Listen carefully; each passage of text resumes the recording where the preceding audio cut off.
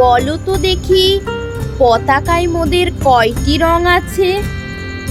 শিক্ষক এসে শুধালেন হেসে দ্বিতীয় শ্রেণীর কাছে। একসাথে মিলে সব ছেলে বলে চিৎকার করে জোরে, 3টি বর্ণ রয়েছে রাঙানো জাতীয় পতাকা জুড়ে। শ্রেণীর পিছনে বেঞ্চের কোণে শিশু ছিল এক বসে। পতাকার মাঝে 5 রং আছে, বলল সে মৃদু ভাষে।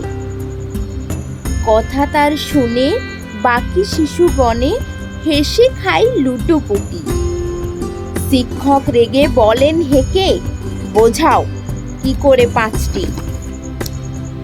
মাথা নিচু করে ভয়ার্থ স্বরে সরল শিশুটি বলে, ওপরে গেরুয়া, মাঝখানে সাদা, সবুজ আছে তার তলে, আর আছে আঁকা গোলাকার চাকা, নীল রং আছে এতে।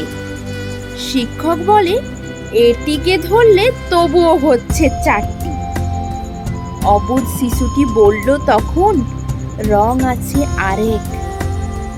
লাল লাল ছোপ ছোপ দাগ দেখা যায় ওই পতাকার মাঝে। বাবাকে যখন আনলে ওরা কফিনের ঢাকা খুলে, জড়ানো রয়েছে দেহখানা তার পতাকা আর ফুলে।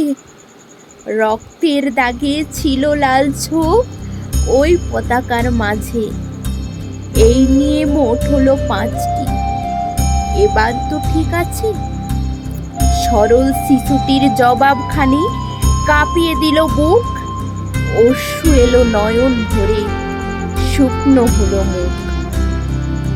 আজও যারা দেশের জন্য করেছে বলিদান, স্বাধীনতার শহীদ সম তাদের অমর প্রাণ।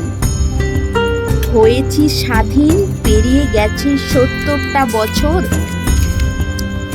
দেশ বাঁচাতে যাচ্ছে যে প্রাণ, রাখছি কি তার খবর?